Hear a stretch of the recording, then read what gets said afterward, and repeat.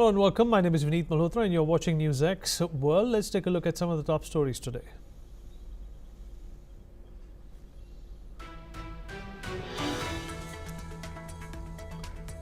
Chinese President Xi Jinping has arrived in Kuala Lumpur for a state visit following a two-day trip to Vietnam. Welcomed warmly by Malaysian Prime Minister Anwar Ibrahim at the airport, Xi's visit comes at the invitation of Malaysia's King Sultan Ibrahim. Donald Trump says that President Xi's trip to Vietnam is aiming to screw the US. Chinese President Xi Jinping is next heading to Malaysia for the second leg of his East Asia tour, aiming to build relations amidst global trade tensions. The Israeli Defense Forces have confirmed the killing of a Hezbollah platoon commander in a strike near Aitarun, South Lebanon, despite a ceasefire agreed upon in November. The airstrike targeted the commander from Hezbollah's Special Operations Unit.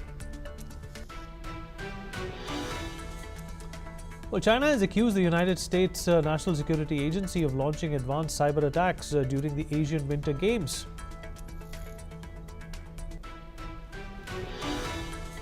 Iran Supreme Leader Ayatollah Ali Khamenei said that he was satisfied with talks with arch foe the United States, but warned they could ultimately prove fruitless. Tehran and Washington are due to meet again in Muscat on Saturday. China has slammed manipulation and hype over Chinese soldiers captured by Ukraine. Meanwhile, attacks have been reported by both Russia and Ukraine, reportedly leading to the death of an elderly Russian lady in the Kursk region. And the UN has announced that over 2 million displaced people could return to Khartoum within 6 months pending security conditions. This follows intense fighting in Sudan between the army and paramilitary forces, which began in April 2023. The Department of Education has frozen funding worth $2.3 billion for Harvard University. It comes as the university rejected numerous demands from the Trump administration, which is cracking down on what it says is anti-Semitism on college campuses.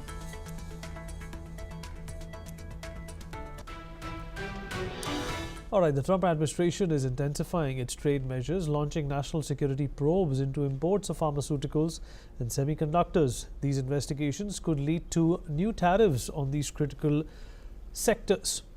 The government is citing national security concerns as the US relies heavily on foreign production of drugs and chips.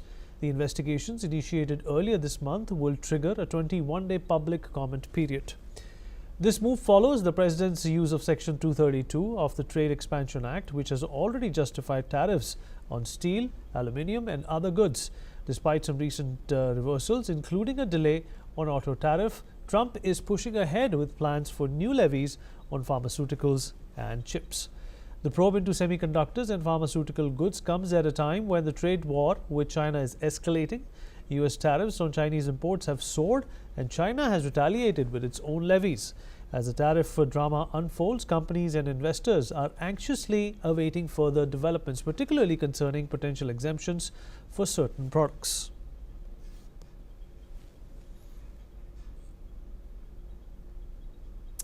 All right, Mr. Raymond Vickery, former U.S. Assistant Secretary of Commerce, is joining us at this point in time. Mr. Vickery, always a pleasure having you, sir. Well, you know, the tariff war between the United States and the rest of the world, has taken a breather or has taken a break for some time, at least 90 days. But when it comes to China, it seems that it's making up for all those international headlines that Trump had against the world as well. What do you think is going to happen between these two countries, considering the fact that the Americans, have this very impressive trade relationship, bilateral relationship with China over the last few decades?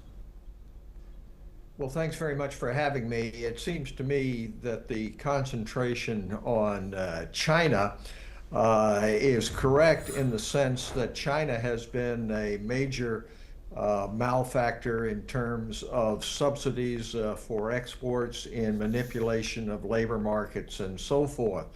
However, the way to go about this is with some sort of rule of law, respect for WTO, GATT, and the institutions which have been put into place to handle this. Instead of doing that, The Trump administration has gone back and forth between a concentration on China and a concentration on the whole world.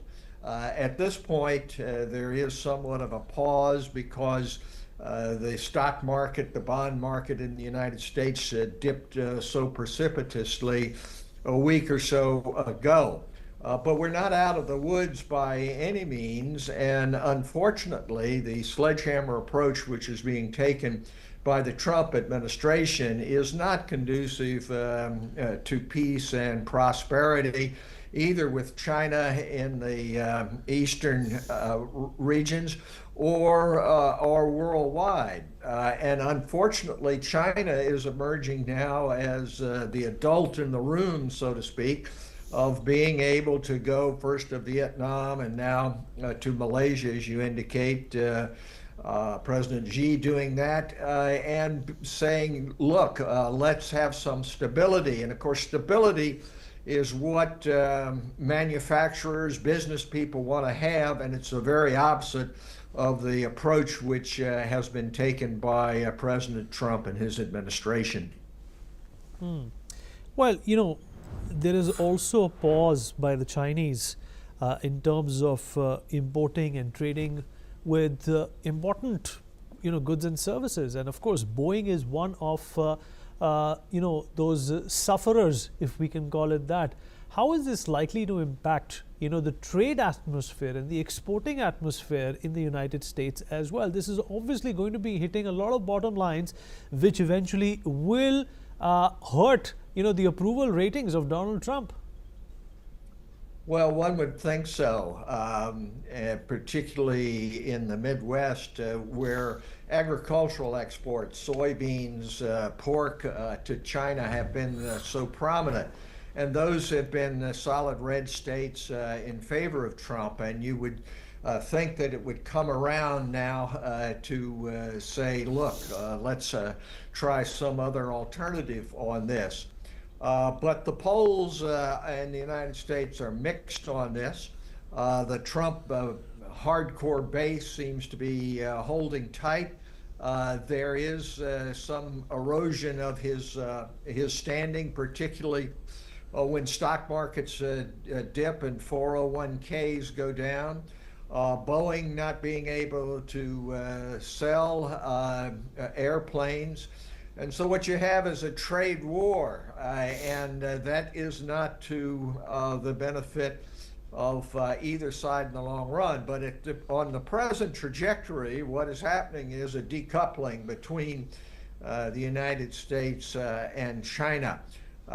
Where this ends depends really, as you had indicated, on whether or not the American public wakes up in terms of providing some constraints in the upcoming midterm elections for the House of Representatives, in state elections such as in Virginia and New Jersey.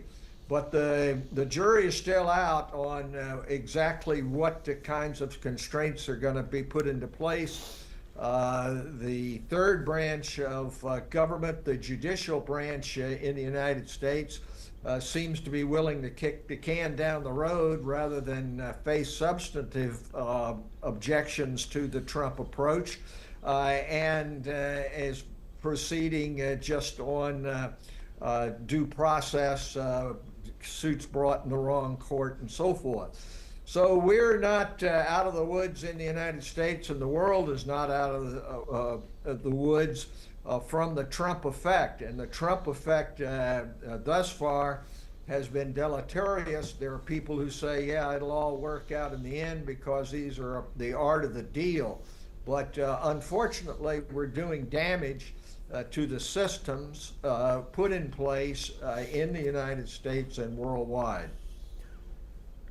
So, do you think that this 90-day pause, it's my surmise, it's my conjecture that this 90-day pause came about because, there was a significant drop in Trump's approval rating. And of course, the bond market, the treasury market in the United States also saw stumbling fortunes.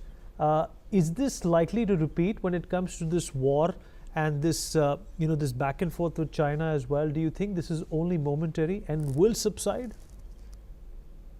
I don't think it's momentary because the system that was put into place after World War II to be able to modify disputes in regard to tariffs, in regard to non-tariff barriers, namely the General Agreement on Tariffs and Trade, which later became the WTO, is at this point irreparably damaged.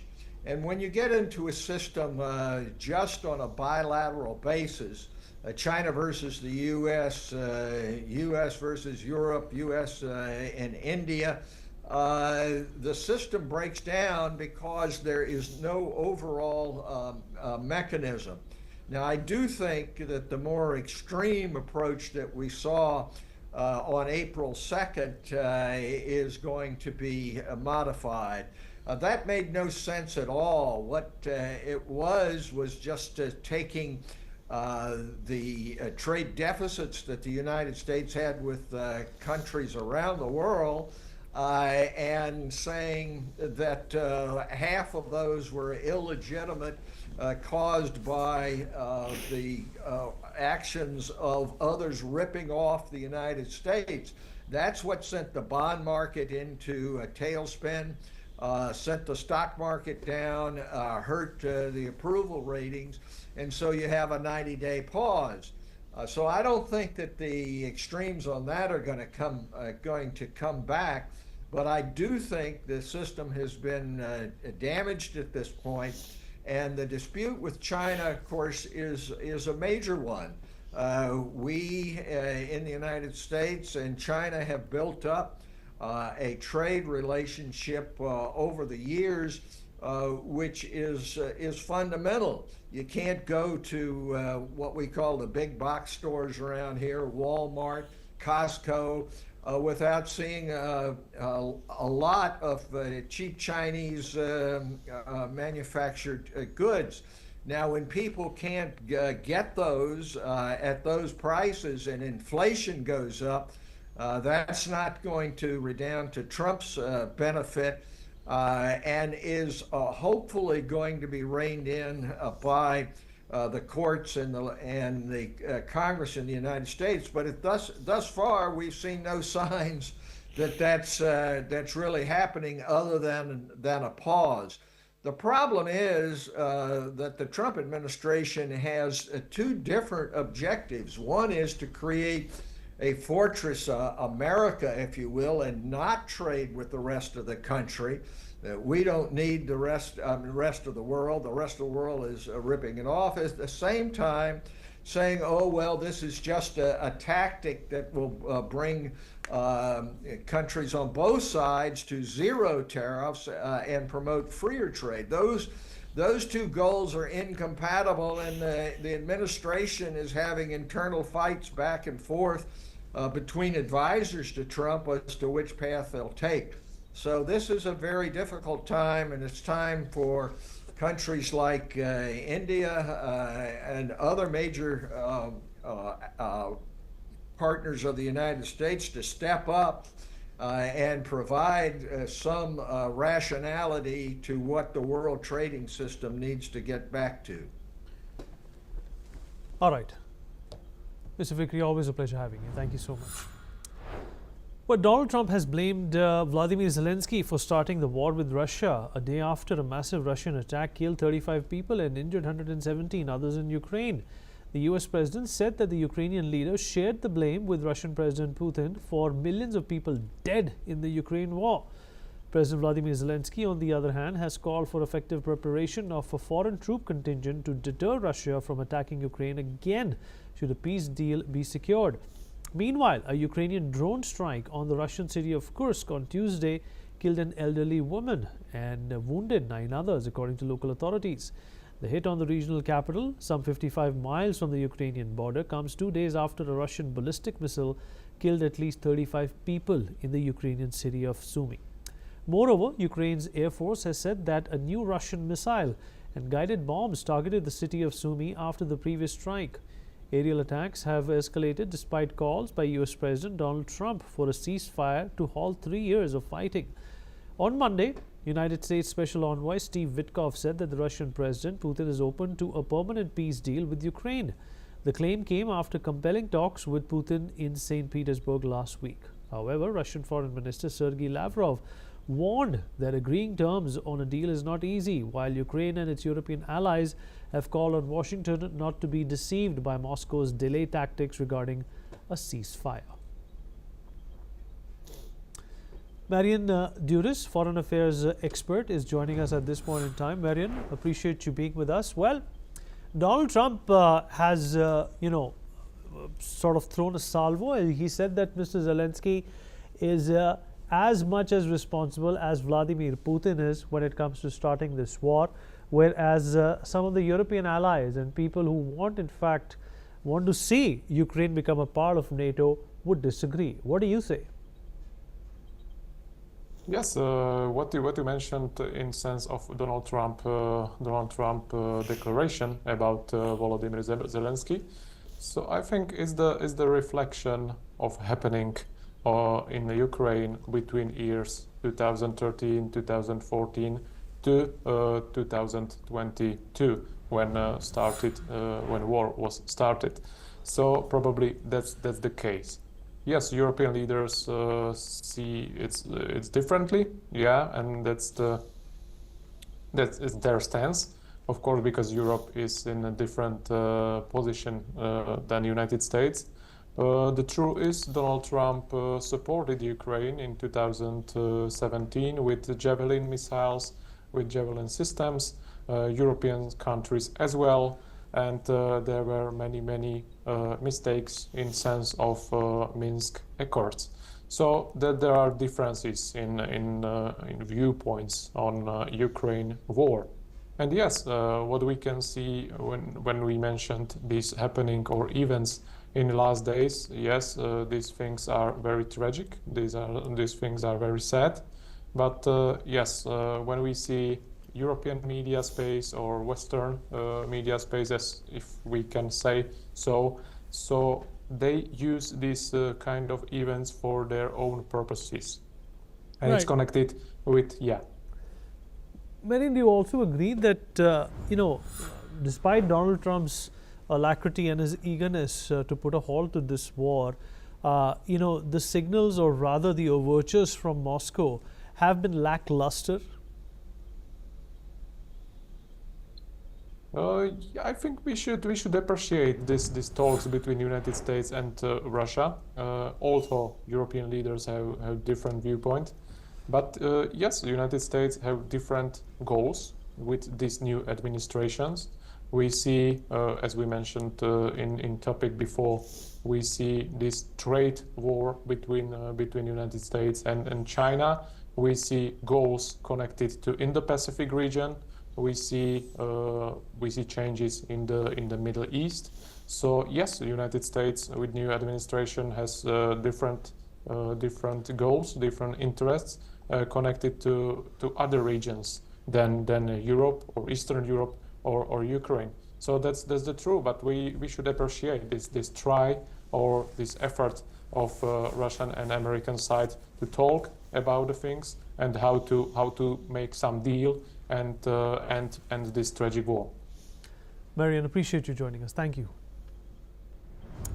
All right, moving on. Chinese President Xi Jinping said today that China-Vietnam relations are rooted in the people, sustained by the people, and empowered by the people. She also General Secretary of the Communist Party of China, a Central Committee, made the statement at a meeting with representatives attending the Chinese and Vietnamese People's Friendship Meeting in Hanoi, capital of Vietnam.